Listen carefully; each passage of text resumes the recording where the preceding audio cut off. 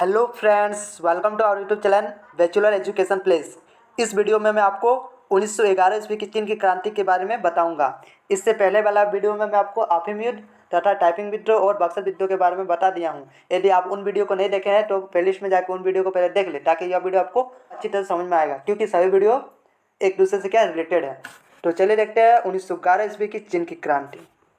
आखिर चीन की क्रांति हुई क्यों, चलिए इसकी पृष्ठभूमि को समझते हैं।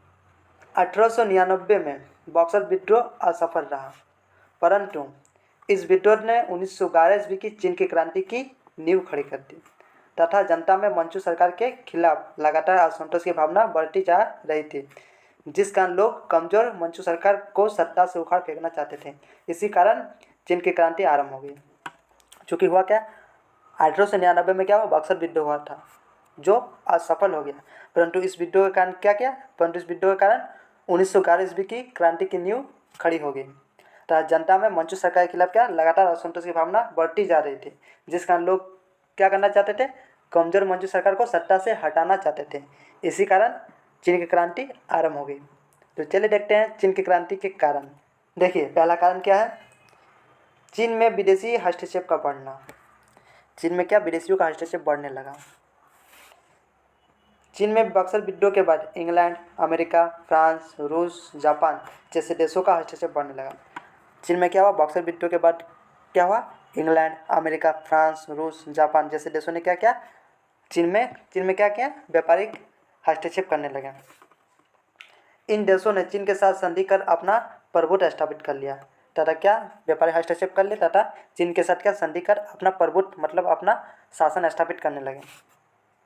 पश्चिमी और यूरोपीय देशों ने चीन के लोगों का जमकर शोषण प्रारंभ कर दिया तथा चीन के महत्वपूर्ण व्यापारिक केंद्र पर अपना कब्जा जमा लिया। इसी बीच क्या पश्चिमी और यूरोपीय देशों ने क्या किया, चीन के लोगों पर जमकर शोषण किया, कई सारी यातना दी तथा कई प्रकार का उत्पीड़न किया गया तथा क्या किया गया, चीन के महत्वपूर्ण व्यापारिक जो बड़े बड़े व्यापारिक केंद्र थे उस पर क्या इन देशों ने कब्जा जमा लिया।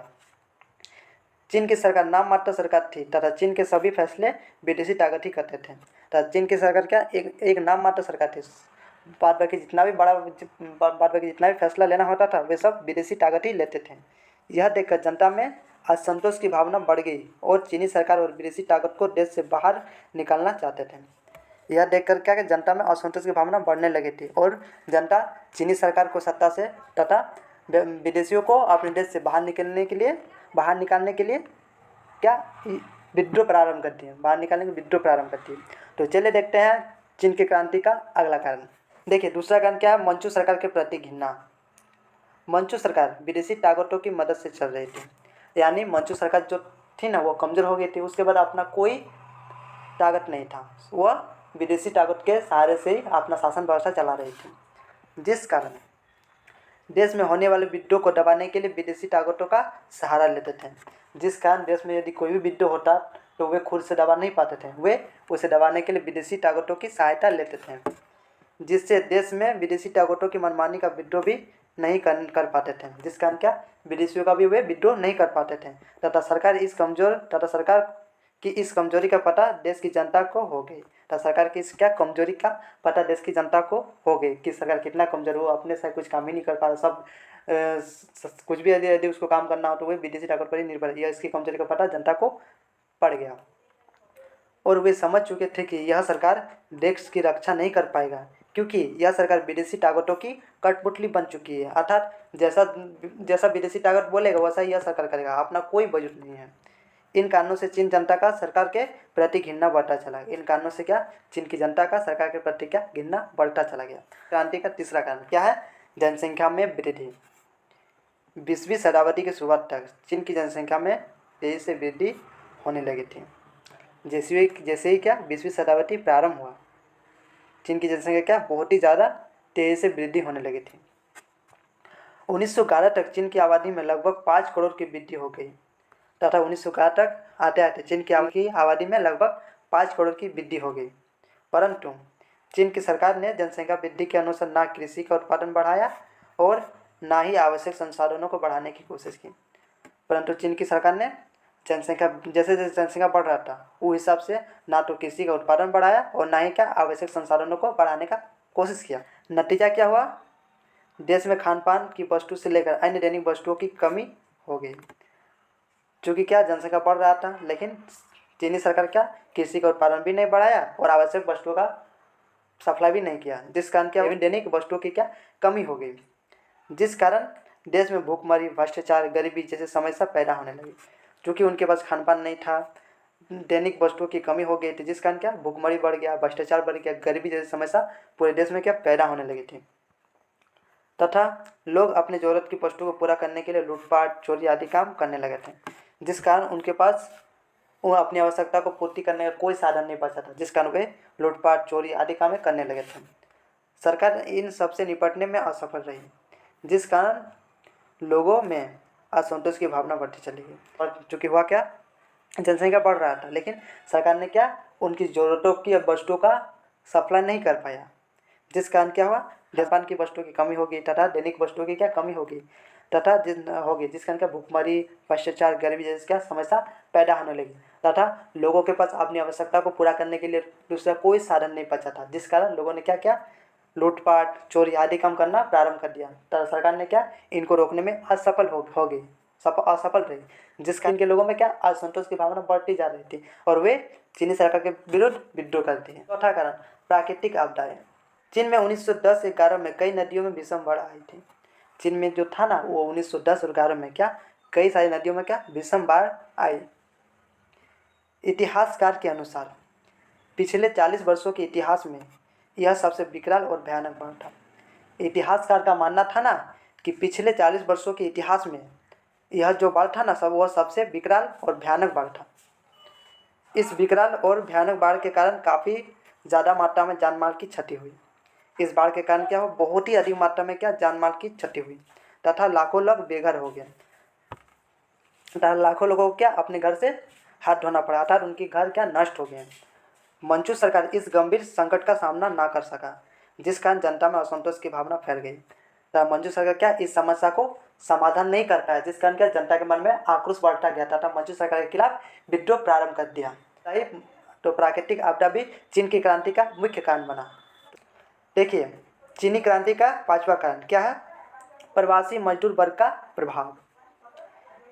चीन में बढ़ती आर्थिक संकट के कारण चीनी लोग अन्य देशों में पलायन करने पर मजबूर हो गए, क्योंकि क्या चीन में क्या आर्थिक संकट क्या बढ़ते जा रहा था अर्थात उनके पास रोजगार के कोई साधन उपलब्ध नहीं थे, जिस कारण चीनी लोग क्या के अन्य देशों में क्या रोजगार पाने के लिए क्या पलायन करने लगा अर्थात जाने लगे तथा बड़ी संख्या में चीनी लोग अमेरिका, फिलीपींस, कनाडा, सिंगापुर जैसे देशों की ओर आजीविका की खोज में चले गए तथा बहुत अधिक संख्या में लोग क्या कि अमेरिका, फिलीपींस, कनाडा, सिंगापुर जैसे देशों में क्या रोजगार खोजने के लिए चले गए। इस प्रकार लगभग 25 लाख लोग अपने काम के तलाश में दूसरे देश चले गए। इस प्रकार क्या अपने देश में काम उपलब्ध नहीं होने के कारण लगभग 25 लाख जनता क्या दूसरे देशों में चले गए तथा इन लोगों ने वहाँ से धन भेजना प्रारंभ कर दिया। जब भी वे मजदूर क्या अपने देश में आते तो वह जिस देश में गए थे उस देश की वहाँ की आर्थिक संपन्नता की बात चीन की जनता से करते तथा ये मजदूर जब भी क्या चीन में आते हैं काम करके क्या वापस चीन में आते हैं तो वे क्या करते हैं जिस देश में गए थे वहाँ की आर्थिक संपन्नता की बात चीन की जनता से करते थे। ऐसे में चीनी वर्ग के लोगों के मन में क्रांति की भावना का विकास होने लगा। चीनी क्रांति का अगला कारण क्या है, डॉक्टर sun yat-sen का नेतृत्व। डॉक्टर sun yat-sen को चीनी क्रांति का जनक कहा जाता है। डॉक्टर sun yat-sen को चीनी क्रांति का जनक कहा जाता है। यह प्रश्न ऑब्जेक्टिव के दृष्टि से भी बहुत ही महत्वपूर्ण प्रश्न है कि चीनी क्रांति का जनक किसे कहा जाता है, तो डॉक्टर sun yat-sen को। उसने चीन की दुर्दशा को देखकर एक क्रांतिकारी संस्था हिसंग चुंग हुई की स्थापना की। डॉक्टर sun yat-sen ने क्या चीन की दुर्दशा को देखकर एक क्रांतिकारी संस्था जिसका नाम क्या था, हिसंग चुंग हुई की स्थापना की। 1905 ईस्वी में इस संस्था का पुनर्गठन कर दिया गया। मतलब 1905 ईस्वी में क्या किया, हिसंग चुंग हुई की पुनः स्थापना मतलब पुनर्गठन यानी फिर से इसकी स्थापना कर दी गई, जिसका नाम बदलकर चुंग मेग हुई कर दिया गया। जिसका नाम भी क्या क्या बदला गया और क्या कर दिया गया, चुंग मेग हुई। डॉक्टर sun yat-sen के क्रांतिकारी विचारों से प्रभावित होकर चीनी विद्यार्थियों ने भी इसका समर्थन किया तथा डॉक्टर sun yat-sen के क्या क्रांतिकारी विचारों से क्या प्रभावित होकर चीनी विद्यार्थियों ने क्या किया, डॉक्टर sun yat-sen का समर्थन किया। उसने उसने अपनी संस्था के द्वारा पत्र प्रकाशित करना प्रारंभ किया।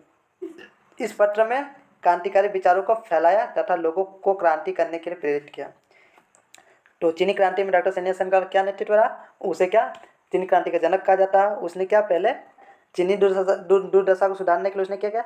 हिसन चू हुई नामक एक क्या संस्था की स्थापना की तथा 1905 ईस्वी में क्या किया? उसने इस संस्था का पुनः गठन किया और इसका नाम बदलकर क्या चुंग मेग हुई कर दिया गया।